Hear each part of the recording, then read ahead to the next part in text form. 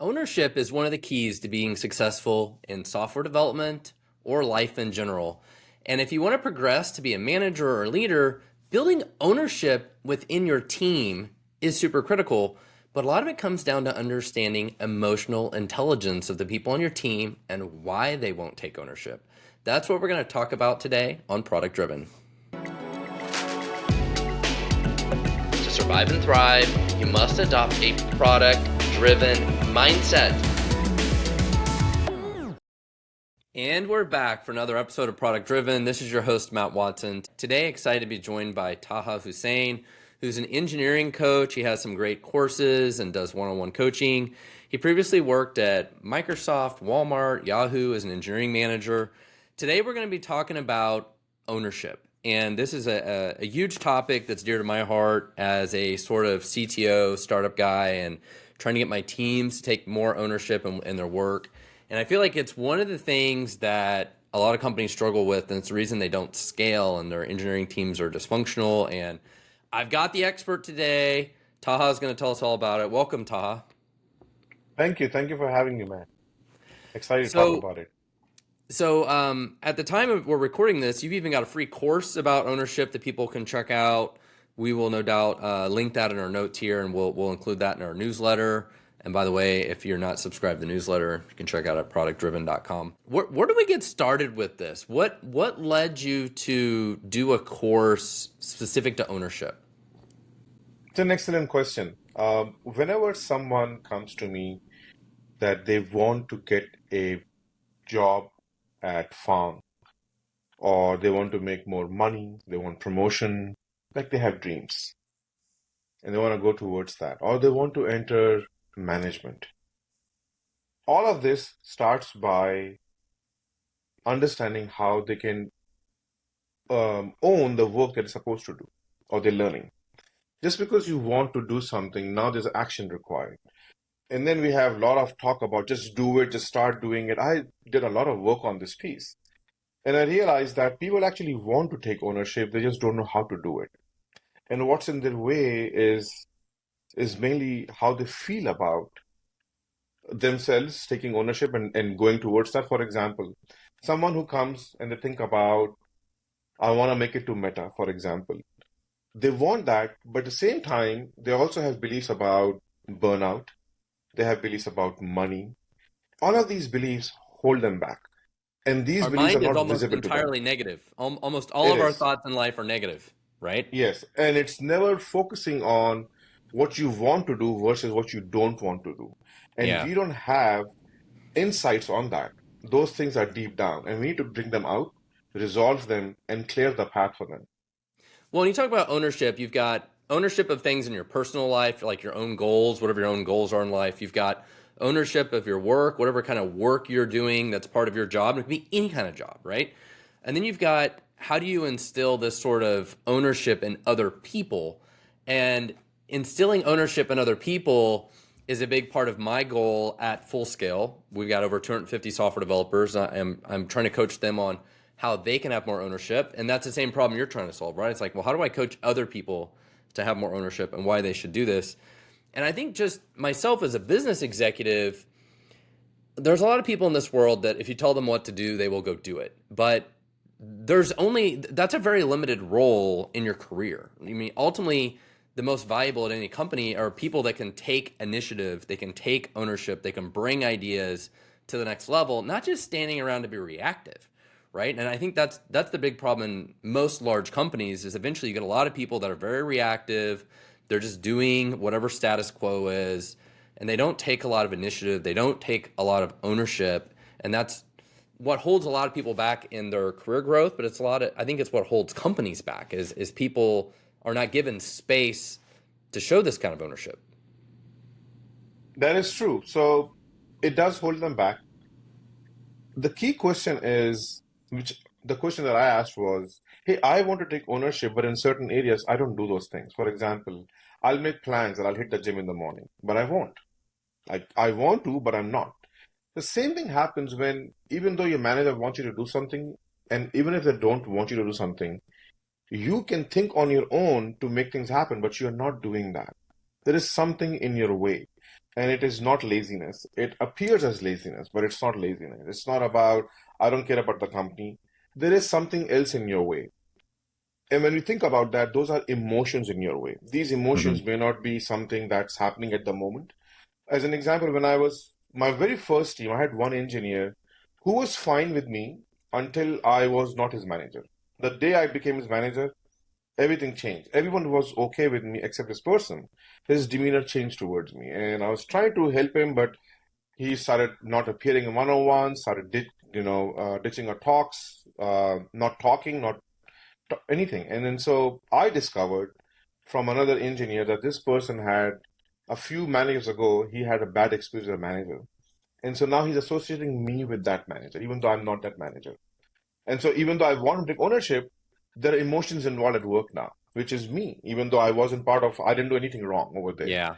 We're very So emotional creatures. we are driven by emotions. Without that, Yeah. we don't function. So the key thing is to understand what emotions that we are holding on to and not discussing it. A lot of times, people want to talk about what's holding them back, but the environment does not want to listen to that, and so we don't speak about it. There is a I'll give one concept over here. There's a study by David Kaufman. It's called drama triangle, and they talk about three characters: villain, the hero, and the victim, and we play that. Victim feels that everything is happening to them. And the people who are asking to take ownership, they are pointing fingers at them. So they take the other person as a villain and the victim over here. Yeah. Villain also feels like a victim that I'm trying to create ownership in people, but they don't listen. Nothing is in my hand. And so this feeling of disempowerment lets us, basically, it blocks us from taking ownership. And as a coach, we need to become a challenger and a coach to help people identify that, challenge their beliefs, and then let them come out of drama into the creator mode. Once they come in the creator mode, then we don't have to do anything else. They take ownership by themselves. But it's clearing that path that's important. Now, some of us, when I first became a manager and I wasn't about emotional intelligence, I used to label this as therapy, something negative that I don't want to do. And again, my emotions were attached to it. I don't want to deal with emotions. I would call it therapy like that. But mainly, when people are not taking action, there is something they're not talking about, and they don't know like what's blocking them. And this is the job of somebody, a leader, a coach, to get to that point and help them break the legs of their belief, which is not right. Go ahead. Well, I think you hit on a couple things I want to mention. So it's important to challenge people, but if you only challenge somebody as their manager, you will basically be the villain, as you said, right, in your description. And so one thing I learned one day that really stuck with me is you have to challenge people, but in equal amounts you have to support them. You have to both support them and challenge them. If you only support them and never ever challenge them, that's not good either, right? That's like having kids and you give them whatever they want, but you don't challenge them to like grow and do things, right? And you can't only challenge people or you'll be kind of like the evil boss that just challenges them and runs away and doesn't help them, right? You have to have equal parts of support and challenge are both important. I want to highlight that. I think that's really important. I like how you referred to unlocking this creator mode. I like that, by the way. I like that insight. But I think you talk about like clearing the space for them to have this ownership, and I always refer to it because I guess this is a common expression these days of like giving the developers like a safe space to fail, to ask questions, to ask what could be dumb questions, right? They need that space, right? I think that space is really important. And as a manager, if we want people to take ownership of things and grow, we have to support them and give them that space to make mistakes, ask questions, and not feel like they're going to get ridiculed for asking these questions or making these mistakes. It is true that we should not ridicule them for asking these questions. There's also a part, when people say that there are no bad questions, I do think there are bad questions. I do think that that's the part that we need to challenge people. about if they're not asking the right level of questions, and if you keep entertaining that, for example, and not challenge them to think deeper, then the conversation is going nowhere. Yeah. So the goal over here is that I want to go back to the part about challenging and helping them, giving, supporting them. I don't think it's equal.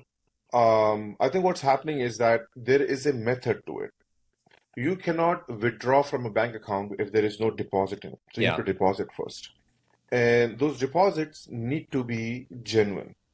Because once you start depositing, the other side, if they get a hint that you're doing it to withdraw, they'll be waiting. When is it going to withdraw? I'm just waiting for that. And so the deposits are not working. You have to be really genuine. You have to understand that, and the reason you're doing deposits is because think about it, that in order for us to act, you need to come to a mental state where that action feels natural. And that emotional feeling is not feeling of guilt. It's not a feeling of shame.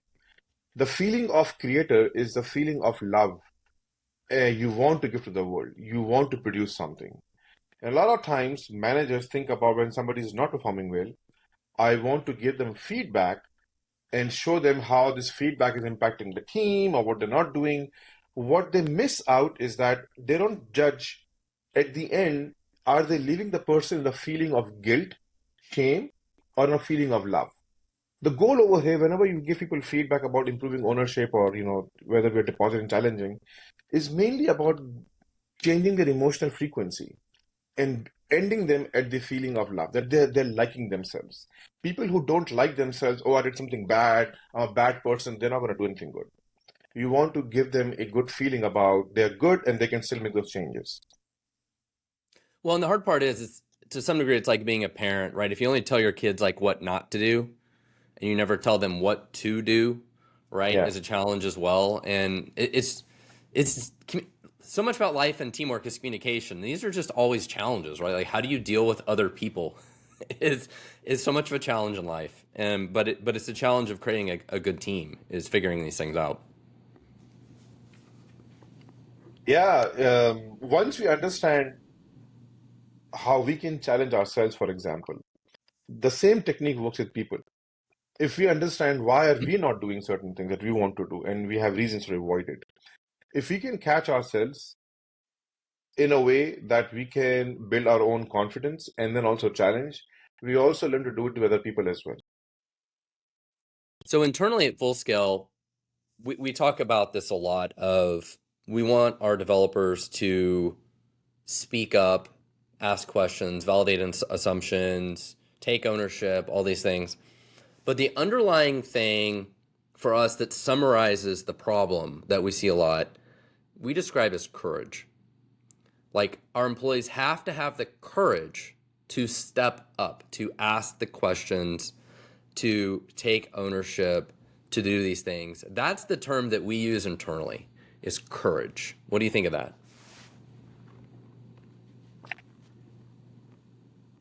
I like the word, I like the term. What I'm thinking is that when we say the word courage, what does it do to the person who's listening it?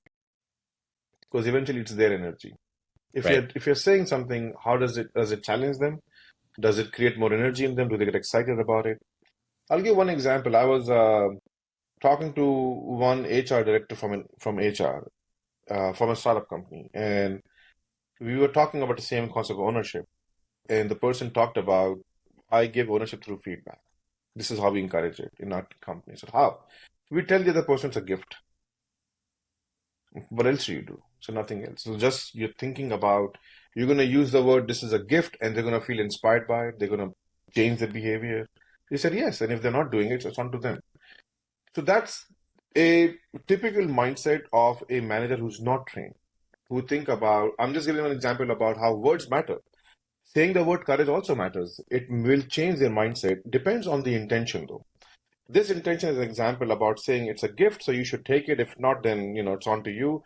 That's not taking ownership from leadership perspective. That's saying, hey, I found some hack of not doing the work, which is helping the person really dip deep into what is causing the issue for them, versus, hey, it's a gift, just take it and leave it from there.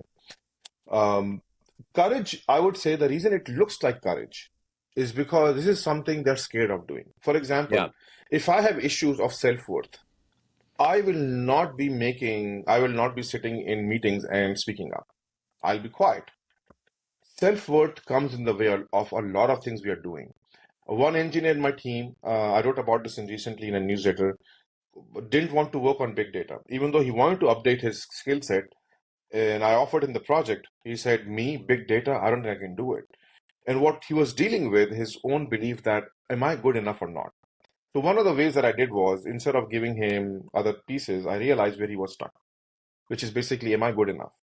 And what I told him was, I have looked at your Java code many times. You're rock solid. Hadoop is built on Java. MapReduce starts with that. And nobody in your team understands Java better than you do. If I were to hire somebody today from outside, it would be a person like you. So what happens that you realize where they're stuck. A lot of managers make the mistake about, hey, you do something, then I'm going to give you the praise. The problem is this person is not taking the steps forward because they don't believe in themselves. What if you were to give them confidence that you are already that person? You're not looking at it. Confidence comes in.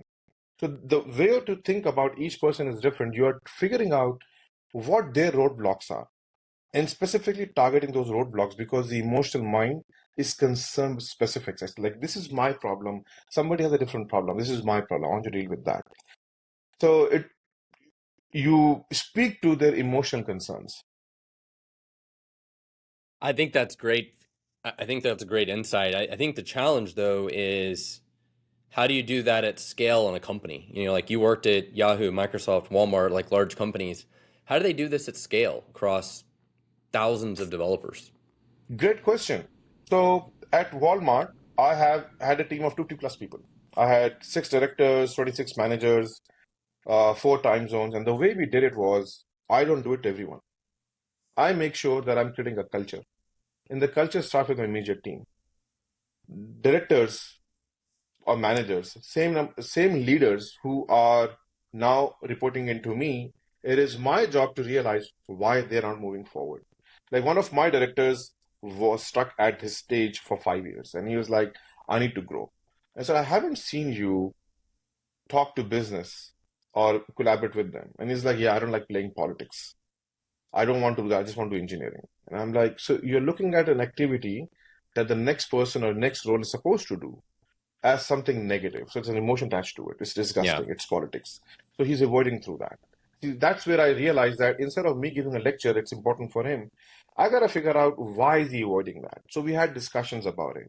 And we realized that, again, it is something to do with past trauma. Somebody who was doing playing politics, burned them out, took their credit and stuff like it. I don't want to be a person like that.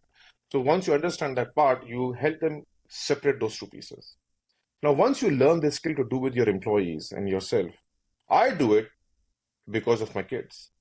I can't say, "Oh, my kids are not taking ownership, so do whatever it is." No, I want to, I want to really help them. And the way to do it is that you apply the same concept with your employees, and then they apply the same concept with their employees. One of my teams at Walmart had 30 plus people. The camaraderie on that team was amazing. The senior manager was managing 3 other managers, and the senior manager was not even a computer science graduate or an engineering background, but he knew how to keep engineers and talent excited, take ownership. He was just create the team, work about the projects, but the team would take initiatives on doing and breaking ground and doing innovative work. I mean, what part of what we're describing and talking about is having a lot of emotional intelligence, right? As a manager That's right. and understanding the emotions of our team members and where they need help. But a lot of us really, really struggle with emotional intelligence. I feel like a lot of, I want to say stereotypically, a lot of software engineers and engineering people in general, this is the thing they struggle with it, don't Oh they? yeah. I hate it. When I never went close to emotions. I completely We're avoided them. logical people, not emotional people. Yes, we don't like to deal with emotions because we haven't been taught how to deal with them. And Yeah. emotions are strong. Logic is not strong. Logic is, hey, X, Y, and Z, and this is what it is, and that's it. But emotions have passion in them. And emotions are also not easy to understand if you don't go over there. For example, There's happy, there's unhappy. Sure, it looks like binary, but then emotions are also layered. For example, anger is on the top, but anger is there because there is grief behind it or guilt behind it, and you're covering it. So understanding how emotions are tied and what's unlocking that makes us move. I'll give one analogy from to make it easy. This is what helped me as a principal engineer understand about emotions and take interest in it. There's a book called The Happiness Hypothesis. It's by a research psychologist, Jonathan Haidt. And he talks about that. He says that think about your brain as a unit of a rider and the elephant. The rider is the one that makes plans, and the elephant is the one that does the action. The actual work is done by the elephant. An elephant represents our emotional part of the brain. So you can make all the plans you want, but you have to figure out how to influence the elephant to take the action. And the reason it's an elephant, not a horse, is because willpower is a function of rider, not the elephant. So you can try to move the elephant and eventually you'll give up. And so this is why willpower doesn't work. What needs to work is the rider needs to understand about the elephant and speak its language. An elephant doesn't speak logic. It only speaks emotions. I don't feel like doing this. Once you understand what's causing that issue, this is where you build trust with the elephant, and the elephant works in different ways. For example, it needs moral purpose. Like one of that team member who wasn't doing to do big data, one issue was he was stuck in his own belief. But I also told him that the team needs another person. We have to do work this quarter, and if we don't do it, we are in big trouble. And I can't hire more people. And so the team is looking at him to help them, and he was like, "Okay, let's do it." So the fear takes a backseat when it's all about helping people, moral purpose. The rider, on the other hand, needs clarity. You cannot just make plans. You also need to know, will this happen for me? And so the rider will help the elephant make that plan. If you can help the rider figure out that the path is clear for you, this is possible. And so you have to, speak to both the rider and the elephant on the team. I think that's a good insight. And I think emotional intelligence is something I always struggled with, especially when I was, say, in my 20s, and has gotten a lot better as I've gotten, older and older. And my wife, that I've been married to now for the last 5 years, her emotional intelligence is like at the high end of the scale. Like, she's not logical like me, but she's extremely emotional intelligent. So she like really balances me out. And it amazes me sometimes the insights that she sees in things that I just wouldn't see. Like it's just a different mindset that I don't have, and I really appreciate her viewpoint on things at times. But when you're managing other people, it is so much about other people's emotions. It's as a manager, and but how do people get that skill? I mean, they just, with age, with experience, like how else do you get the skill? Number one, it doesn't come with age. I'll just break that up. I have met Okay. 70-year-olds who have no emotional intelligence. Um, it comes on for me and for people I coach, it comes intentionally. You start learning the principle, just like gravity. If you don't know gravity, you don't know gravity. But once you know gravity, you see it everywhere. The same thing starts happening once we start guiding the rider, our own rider, about, hey, this is what's happening. Emotional mind is working like this, for example. I'll give one example, and you'll start seeing it. When your team member is not sharing their work with other people, it's an emotional intelligence problem. And the reason is, my son, when he was 5 years old, he wasn't sharing his toys, and I would, bribe him with other toys and stuff. Kids would come, I would bribe him with like ice cream and toys and stuff, and he would not. Then I would also threaten him, I'll take your toys away. And eventually I would take his toy and give it to one of his friends, and like the people who came. Then I learned something about emotional intelligence because I wanted to solve this problem. Mm. Sense of sharing comes after sense of possession. If you don't feel like that this belongs to you, then if you give it to somebody, they can take it away. So if you don't have a sense of possession, if you don't feel like something is yours, anyone can come take it. For my son, what I was doing when he would not eat food, I would take his toy away. Hey, finish your food first. Now, what happened, he started developing that he does not own his toys. Yeah. I was taking his sense of possession away. Same thing happens when you go at work. You'll see people are doing their work and manager, oh, you're not doing it on time. Let me give it to somebody else. Or this work they're doing, credit. So now what happens, people start building this thing inside that I don't want to share because this thing can be taken away from me. Like I don't have Yeah. control over it. Right? So see, now once you understand these principles one by one, you can start experiencing it. It's like marketing. Once you know it, you can't unsee it. Same thing happened with emotional intelligence. Once you know it, you can unsee it. And because we are logical people, logic works on facts. See, the fact one, fact two, okay, right? There's gravity. Should I jump or not? No, don't jump. There's gravity. We know that, logical, right? So once you know how emotional intelligence works, because you don't know the principle yet, your logical mind will work great. So in my experience, software engineers are not good at emotional intelligence. Yeah. But once they learn emotional intelligence, you won't find better people than that. I agree. I think that's the key to, progressing in your career is taking ownership, the emotional intelligence, learning to deal with other people, learning to deal with uncertainty. Like all these things are important. So tell us a little more about your course. You have, I think, multiple courses. Tell us about your courses. So I have a few courses over here. One is it's in the area of finding a job. Okay. And one course I have is the resume ghostbuster. What I do is that whenever somebody comes to me and say, hey, Taha, I want to make it to Fang. I want to work at Meta, but I don't know how to do it. They're thinking they need me to tell them the plan. The plan, I can give you the plan very easily. It's free. Just take the plan. This is how you practice. This is how you apply. But you won't take action on it. I know that. So my first step is to get ownership in you. And the way I teach them over the last 3 years, I have made a course. Now, when somebody comes, I don't spend time in live coaching them. I say, hey, go and watch this video and then let's come and talk and see where you are stuck. And so the same course I prepared for people for free. Anyone who wants to change their life, go ahead, watch this course. You will see that people have given me 50 plus reviews. They're raving about it, 15 plus video reviews. They love it.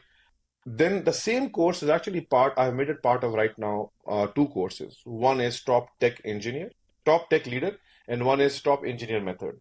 Top Engineer Methods for engineers who want to become principal engineers, who technical leads, not manage people, but want to understand emotional intelligence and business side and product side from the non-technical pieces.